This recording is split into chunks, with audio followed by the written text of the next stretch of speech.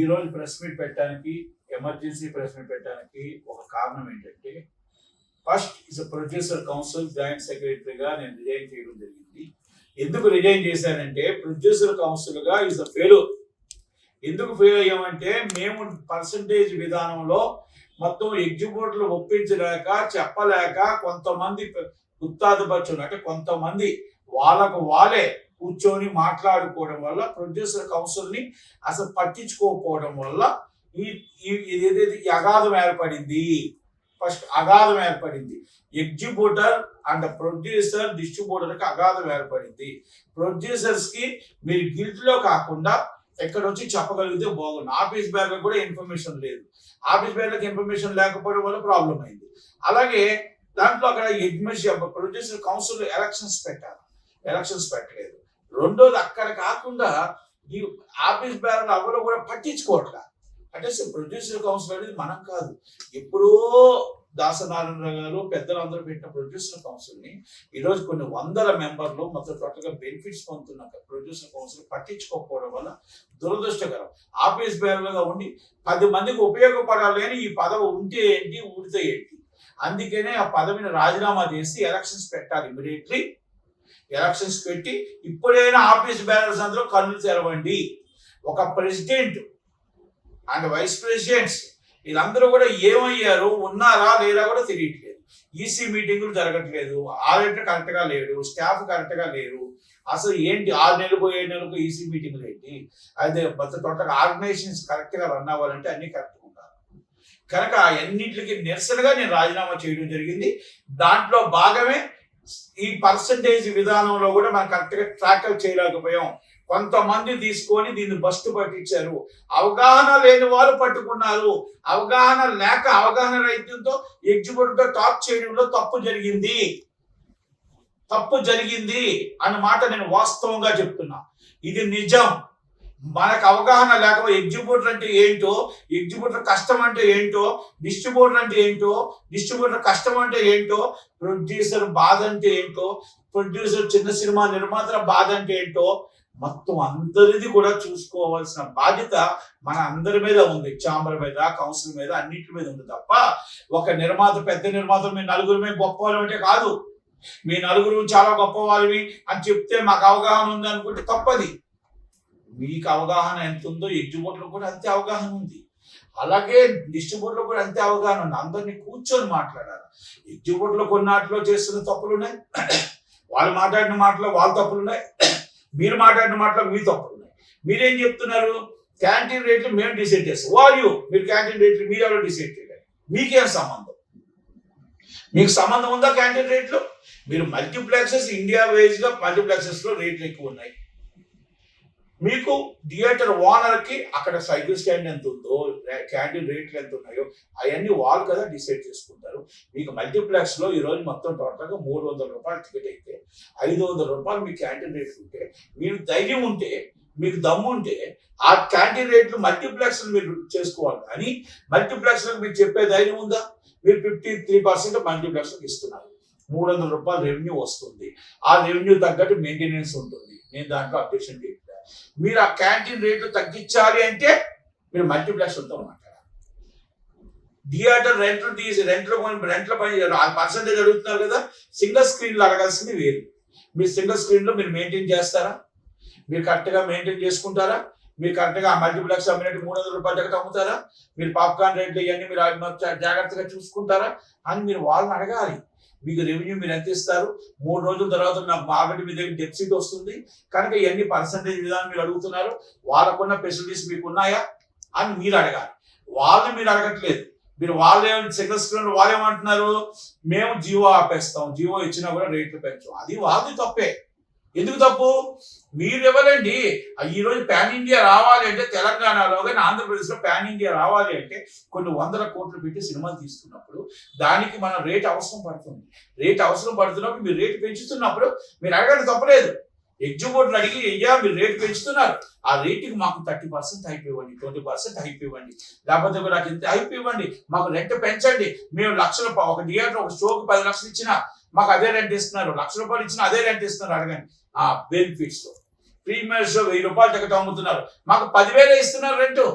మీరు వచ్చి మల్టీప్లెక్స్ 470 రూపాయలు ఇస్తున్నారు, సారీ 530 రూపాయలు, 470 రూపాయలు ఇస్తున్నారు మల్టీప్లెక్స్ అని చెప్పాలి. కానీ మీరు చెప్పకుండా మీరు అది మల్టీప్లెక్స్లకి మీరు అక్కడ ఇచ్చినప్పుడు ఇక్కడ బాధ అనిపిస్తుంది వాళ్ళకి. మీరు ఆ ప్రీమియర్ షోకి ఇవ్వండి 30% పెంచండి. వాళ్ళు ఎగ్జిబ్యూటర్లు కూడా మీరు కాపాడండి, ఎగ్జిబ్యూటర్ సింగిల్ స్క్రీన్ వ్యవస్థను కాపాడండి, నిర్మాతల వ్యవస్థను కాపాడండి. మీ పెద్ద సినిమాకి 100% జీవోలు వస్తున్నప్పుడు రేట్లు పెంచక తప్పదు. పాన్ ఇండియా సంస్థ ఉండాలి అంటే, సినిమాలు ఉండాలి అంటే మనం రేటు పెంచాలి, రేటు పెంచకుండా జరగదు.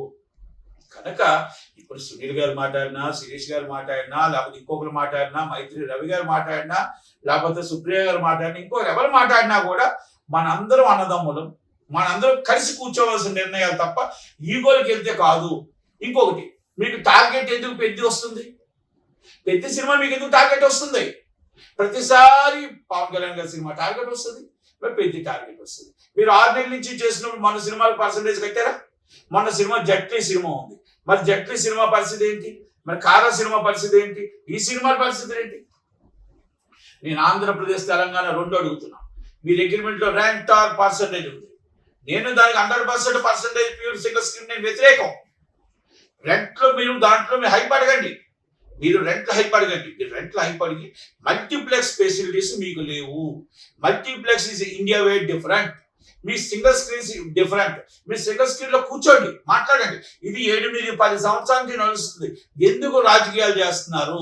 మరి ఒక సినిమా చేస్తే ఒకలాంటి ఏం లేదు. దిల్రాజు గారు సినిమా చేస్తే పర్సంటేజ్లు రెంట్లు వస్తాయి, లేకపోతే మైత్రి రావు గారు చేస్తే పర్సంటేజ్లు వస్తాయి. అంటే మీకు ఇద్దరికి పరమది. ఇక్కడ ఎగ్జిబ్యూటర్ ఎందుకు ఇబ్బంది పెడుతున్నారు? డిస్ట్రిబ్యూటర్ ఎందుకు ఇబ్బంది పెడుతున్నారు? ప్రొడ్యూసర్ ఎందుకు ఇబ్బంది పెడుతున్నారు? నేనేమంటానంటే 2 కోల్డ్ వార్లు మీకు నడుస్తున్నాయి, దానికి సునీల్ గారు ఎటున్నారో చెప్పాలా. అలాగే అందరూ కూడా నేను అందరినీ అంటున్నా, ఇప్పుడు మీరు ఏం మాట్లాడుతున్నారు? ఛాంబర్ని కౌన్సిల్ని మీరు ఎందుకు పెడదాం పట్టిస్తున్నారు? మీరు ఛాంబరు కౌన్సిల్ కూర్చుంటే మీకు ఇది అవదా? ఈ రోజు బయట జనాల్లో ఏమనుకుంటున్నారో తెలుసా? పెద్ద సినిమా ఉందా లేదా, ఈ థియేటర్ ఆపేస్తే పరిస్థితి ఏంటి, ఆ పెద్ద సినిమా మా చిరంజీవి గారి ఫ్యామిలీకే వస్తుందా, చిరంజీవి గారి ఫ్యామిలీ మీదే టార్గెట్ చేస్తారా, మీరు ఏంటి ఎంత దాకా కరెక్ట్ అని అడుగుతున్నారు. దానికి సమాధానం చెప్పాల్సిన బాధ్యత మీకు ఉంది. నిన్న మాట్లాడుతూ శిరీష్ గారు, ఏ సినిమాకి మేము అడ్డంగా కాదు, అలాగని మాకు పర్సంటేజ్ కావాలి, మాకు రేట్లు పెరగాలి. మీరు రేట్లు పెరగాలి అనుకున్నప్పుడు మొన్న రేట్లు తగ్గాలి అంటున్నారు. రేట్లు ఏదో ప్రేక్షకులకి శ్రేయస్సు కోరి మీరు ఆ ప్రేక్షకులు రేట్లు ఇస్తారని అంటున్నారు, తప్పులేదు, బాగానే ఉంది. కానీ నేనేమంటున్నానంటే ఇదే పని ఇంతకు ముందో మీరు ఇన్ని సంవత్సరాలు బట్టి అంటున్నారు, నిర్ణయం తీసుకోవచ్చు కదా. All of the sudden is పెద్ద మూవీ జూన్ 4వ తారీఖు సినిమా పెట్టి ఆ 4వ తారీఖు సినిమాకి టార్గెట్ చేయడం కరెక్టా? ఒక్కసారి ఆలోచించండి. ఇది చిరంజీవి ఫ్యామిలీ మీద కాంట్రాక్ట్ మీరు చేస్తున్నట్టు అనిపించట్లేదా? మీకు చిరంజీవి ఫ్యామిలీ మీరు టార్గెట్ చేస్తున్నట్టు అనిపించట్లేదా? మీ మనస్సాక్షి చెప్పండి ఎవరైనా సరే. నేను ఎగ్జిబ్యూటర్లకు వ్యతిరేకం కాదు, నేను డిస్ట్రిబ్యూటర్లకు వ్యతిరేకం కాదు, నేను ప్రొడ్యూసర్లకు వ్యతిరేకం కాదు. చిన్న సినిమా బతకాలి, పెద్ద సినిమా నడవాలి. మనం జీవో ఇస్తే జీవో రేట్లు కూడా అమ్మాలి. మనం రేట్లు మీరు ఎగ్జిబ్యూటర్గా రేట్ హైక్ చేసుకోండి. ప్రీమియర్ షో 47% వస్తుంది, మాకు 30% ఇవ్వని అడగండి. ఎస్ మాకు రేట్లు సరిపోవట్లేదు, మీరు రేటు పెరిగితే మాకు 20 పెంచండి, 30 పెంచండి అని కూర్చొని నెగోషియబుల్ చేయండి. సేమ్ టైం టర్మ్ కావాలి ఐమాక్స్ అంటే ఇవ్వరు. మల్టీప్లెక్స్ టర్మ్ మీకు అవ్వదు, సింగిల్ స్క్రీన్ కి మీకు అవ్వదు. అక్కడ అనేది రెవెన్యూ వేరు. ఆ రెవెన్యూ అనేది మీకు 500 కెపాసిటీ, 400 కెపాసిటీ, 300 కెపాసిటీలో is 295 ticket is a big ticket and 500 rupees పడుతుంది, 400 రూపీస్ పడుతుంది. రేట్ పెరిగితే మీకు అక్కడ అంత డబ్బు వస్తుంది. బెనిఫిట్స్ 1000 రూపాయలు వస్తే 47 రూపీస్ వస్తుంది. మీరు బెనిఫిట్స్ అడగండి, తప్పలేదు. ఆ పర్సంటేజ్ మీరు కూడా వయా మీడియా కూర్చోండి. It's a content of supply. అంటే కంటెంట్ ఓనర్ పెద్ద కంటెంట్ ఉంది, కంటెంట్ పెద్ద ఓనర్ ఎంత గొప్పవాడో మీకు ప్రొడ్యూసర్ థియేటర్ ఓనర్ కూడా అంతే గొప్పవాడు. థియేటర్లో సినిమా ఇవ్వాలా లేదా, ఇవ్వాలా థియేటర్ ఇవ్వాలా, రెంట్కి ఇవ్వాలా లేదా అనేది థియేటర్ ఓనర్ ఇష్టం. సినిమా వెయ్యాలా లేదా అనేది కంటెంట్ ఓనర్ ఇష్టం. ఎందుకంటే ఇది ప్రొడ్యూసర్ అండ్ డిస్ట్రిబ్యూటర్. మీకు వెయ్యాలా, అన్ని థియేటర్కి మీరు వెయ్యాలా వద్దని డిసిషన్ అయింది. మీరు అడ్వాన్స్ ఇస్తారా ఇవ్వరా, మీరు షేర్ కరెక్ట్గా ఇస్తారా ఇవ్వరా, లేకపోతే మీరు ఇస్తారా, ఇదేనా రూల్ ఉందా? ఈ రూల్ పాస్ చేయాలని ఉందా? మీరు అందరికీ సినిమా ఇవ్వాలి, లేకపోతే ఇవ్వకపోతే అవ్వదని ఉందా? మరి చిన్న సినిమా వచ్చేటప్పుడు మీరు ఎందుకు వేయండి? చిన్న సినిమా వచ్చేటప్పుడు మీరు అదే ఆర్డర్ ప్రకారం వేయండి. మీరు పెద్ద సినిమా వస్తుంది, చిన్న సినిమాలు వస్తున్నాయి, ఆర్డర్ ప్రకారం వేయండి. ఒకరికి చిన్న సినిమా, ఒకరికి పెద్ద సినిమా వేయండి ఆర్డర్ ప్రకారం. పాస్ చేద్దామా మరి అలాగా? చిన్న సినిమాలు వస్తే పెద్ద సినిమా వస్తే చిన్న సినిమాలు తీసేస్తారు. చిన్న సినిమా వస్తే రెంట్ ఇస్తావా అని అడుగుతారు, ఎంత కొంత డబ్బు కడతావా అని అడుగుతారు. మరి ఇది మీ తప్పు కాదా? చిన్నవాడిని వచ్చి బతకనివ్వరు, పెద్ద సినిమా వచ్చేదంటే పర్సంటేజ్ కావాలి. అంటే ఎగ్జిక్యూటివ్లు కూడా మీరు ఆలోచించుకోవాలి. అంతే. ఇక్కడ నిర్మాత చిన్నవాడైనా పెద్దవాడైనా అందరూ ఒక నిర్మాతే, అలాగే డిస్ట్రిబ్యూటరే. అలాగే మీరు కూడా మీ బాధను అర్థం చేసుకుంటాం, మీ కష్టాన్ని అర్థం చేసుకుంటాం. మీ బాధను మీరు రెండో హైప్ అడగండి.